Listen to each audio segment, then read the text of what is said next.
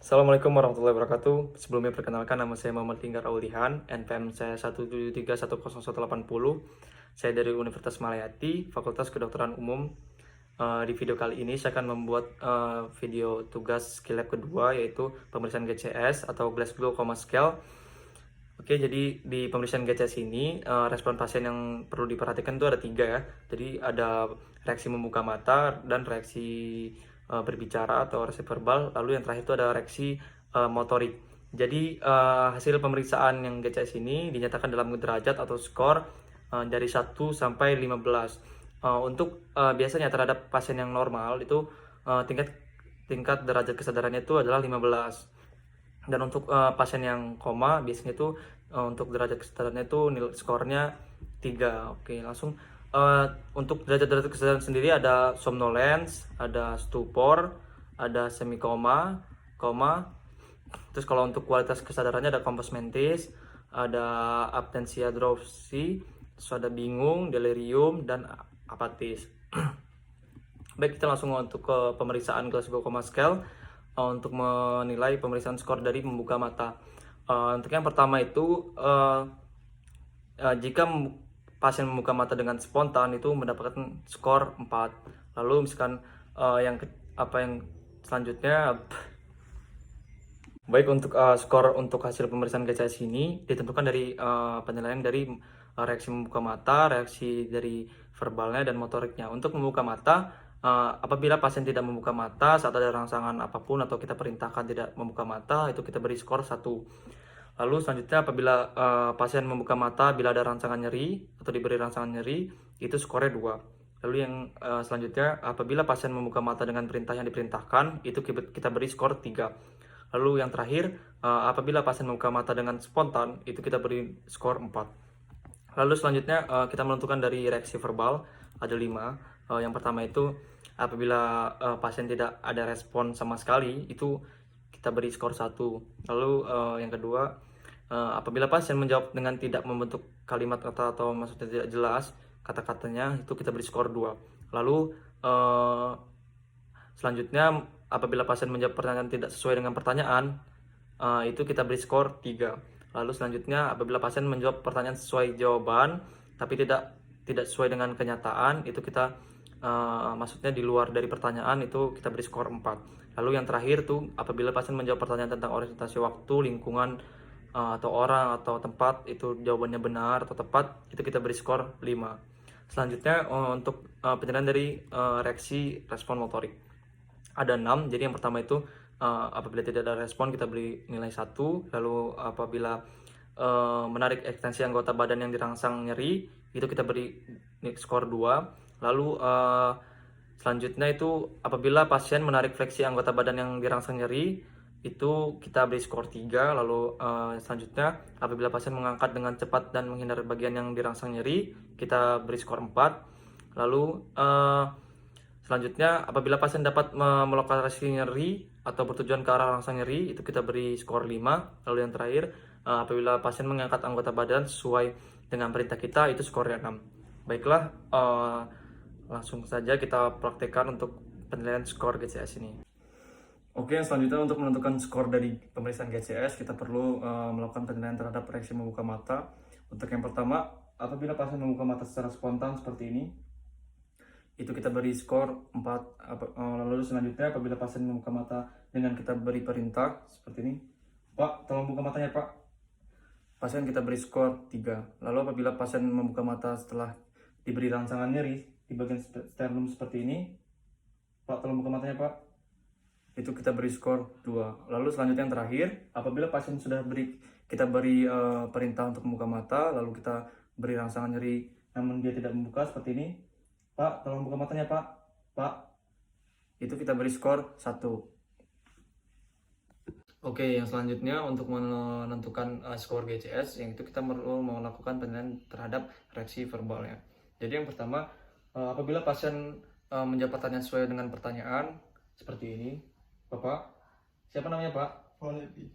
Bapak lagi di mana sekarang? Di rumah sakit. Seperti itu, maka kita beri skor 5. Selanjutnya, apabila pasien menjawab pertanyaan tidak sesuai dengan pertanyaan seperti ini, Pak, Bapak namanya siapa Pak? Lupa. Bapak sekarang lagi di mana, Pak? Nggak tahu. Seperti itu, maka kita beri skor 4. Lalu selanjutnya, apabila pasien hanya mengeluarkan satu kata dua kata, lalu jawabannya tidak sesuai dengan pertanyaan, maka kita beri skor 3. Seperti ini. Pak, Bapak namanya siapa, Pak? Aduh, Bapak sekarang lagi di mana, Pak? sakit. Seperti itu, pasien tidak menjawab pertanyaan dengan sesuai, kita beri skor 3. Lalu selanjutnya, apabila pasien hanya mengerang ketika kita bertanya, seperti ini. Pak, Bapak namanya siapa, Pak? Aduh, Seperti itu, pasien hanya mengerang, kita beri skor 2. Lalu yang selanjutnya, yang terakhir, apabila kita menanyakan terhadap pasien, lalu tidak ada reaksi sama sekali dari pasien, seperti ini. Pak, seperti itu, tidak ada reaksi sama sekali, kita beri skor 1. Baik, untuk yang selanjutnya kita melakukan penilaian terhadap reaksi motoriknya. Jadi yang pertama, kita beri perintah seperti ini. Bapak tolong angkat tangan sebelah kanan, Pak. Angkat tangan yang sebelah kiri, Bapak. Seperti itu, pasien dapat mengangkat sesuai diperintahkan. Kita beri skor 6. Lalu untuk selanjutnya, kita perintahkan seperti ini. Bapak tolong angkat tangannya, Pak. Pasien tidak mengangkat tangannya, lalu kita beri rangsangan seperti ini. Pasien dapat melokalisir dari rasa nyeri tersebut, kita beri skor 5. Lalu selanjutnya, kita beri rangsangan di bagian tangan seperti ini. Lalu pasien dapat menghindari rasa nyeri tersebut, kita beri skor 4. Lalu untuk yang selanjutnya, kita beri rangsangan seperti ini. Pasien dapat menarik ekstensi dari rasa nyeri tersebut. Lalu kita beri skor 3. Lalu untuk selanjutnya, kita beri rangsangan seperti ini lagi. Pasien dapat menarik fleksi dari rasa nyeri tersebut, kita beri skor 2. Lalu yang selanjutnya, yang terakhir, kita beri rangsangan nyeri seperti ini. Pasien tidak melakukan reaksi apapun, kita beri skor 1. Oke. Baik, untuk pemeriksaan GCS tadi, apabila skor yang didapatkan adalah 14-15, berarti tingkat kesadarannya adalah kompos mentis. Lalu untuk skor apabila 12-13 itu apatis, dan lalu untuk skor 11-12 somnolen. Lalu untuk skor 8-10 itu stupor, dan yang terakhir apabila kurang dari 5 itu koma. Oke, baik, di sini akan melakukan pemeriksaan motorik, yaitu pemeriksaan ekstremitas atas. Yang pertama, pemeriksa meminta pasien agar mengangkat tangan bagian kiri dan kanan setinggi-tingginya. Lalu yang kedua, pemeriksa meminta bagian tungkai kaki pasien untuk diangkat setinggi-tingginya. Terdapat dua gerakan yang dapat dinilai dalam pemeriksaan ini, yaitu gerakan yang pertama adalah gerakan aktif, yang berarti pasien dapat menggerakkannya sendiri. Lalu yang kedua ada gerakan pasif, yaitu yang berarti pemeriksa harus menggerakkan pasien. Oke, yang pertama seperti ini. Pak, tolong angkat tangan sebelah kanan, Pak, setinggi-tingginya, Pak. Seperti itu. Dan sebelah kiri, Pak. Nah, cukup, Pak. Itu untuk gerakan yang aktifnya. Lalu yang pasifnya, pemeriksa harus menggerakkannya seperti ini. Lalu sebelah kiri. Seperti itu. Lalu untuk bagian tungkainya, Pak, tolong angkat kakinya, Pak, setinggi-tingginya, Pak. Oke, seperti itu. Sebelah kiri, Bapak. Seperti itu. Untuk pasifnya, kita menggerakkannya sendiri seperti itu. Lalu untuk interpretasinya, gerakan bebas dan terbatas pada pasien ini, ekstremitas superior dextra et sinistra bebas, lalu ekstremitas inferior dextra et sinistranya bebas juga. Oke, terima kasih. Baiklah, selanjutnya kita akan melakukan pemeriksaan sensorik, yaitu pemeriksaan rangsang nyeri. Jadi kita menggunakan jarum yang ada di palu refleks.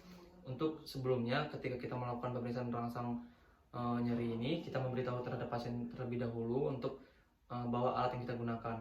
Bapak, saya akan melakukan pemeriksaan rangsang nyeri terhadap Bapak. Saya menggunakan jarum di sini ya, Bapak. Ya. Lalu yang selanjutnya, apabila kita memberikan rangsang nyeri terhadap pasien, dianjurkan untuk tidak terlalu menekannya karena dapat melukai pasien. Yang pertama, kita melakukan rangsang nyeri di bagian C4, di bagian kanan dan di bagian kiri. Lalu kita meminta pasien agar memberitahu apa yang dirasakan. Pak, apa yang dirasakan Pak? Ada yang tertusuk. Oke. Lalu di bagian T1-nya yang sebelah kanan dan sebelah kiri. Apa yang dirasakan Pak? Ada tertusuk. Lalu setelah T1 kita pindah lagi ke bagian C6. Bagian C6. Oke, kanan dan kiri. Lalu di bagian C8. Kanan dan kiri juga. Lalu Pak, boleh bajunya diangkat dikit-dikit Pak. Lalu selanjutnya, maaf ya Pak, di bagian T4. Di bagian kanan dan kiri. Lalu di bagian T10 tinggi umbilikus di bagian kanan dan kiri. Pak, apa yang dirasain Pak tadi Pak? Ada yang tertusuk. Dan tertusuk ya Pak. Lalu misalkan pasien sudah membuka celananya atau diangkat celananya, kita menekannya di bagian L2 kanan dan kiri, lalu di bagian L4 kanan dan kiri, lalu di bagian L5 kanan dan kiri. Lalu setelah kita memberikan rangsangan jari terhadap pasien, terdapat interpretasinya apabila ada gangguan sensasi nyeri seperti analgesia, yaitu daerah yang tidak sensitif terhadap nyeri, lalu ada hiperalgesia, yaitu sensitivitas yang menurun, lalu ada hiperalgesia, yaitu peningkatan sensitivitas nyeri. Baiklah, selanjutnya kita akan melakukan pemeriksaan fisiologis dan patologis, yaitu pemeriksaan refleks patella menggunakan hammer reflex. Jadi kita mengetuk bagian bawah tempurung di sini terhadap pasien. Apabila seperti ini, maka didapatkan refleks patellanya positif untuk fisiologisnya, dan untuk patologisnya apabila seperti ini, kita ketuk di bagian bawah tempurung seperti ini, dan didapatkan refleks patellanya negatif untuk patologisnya. Terima kasih.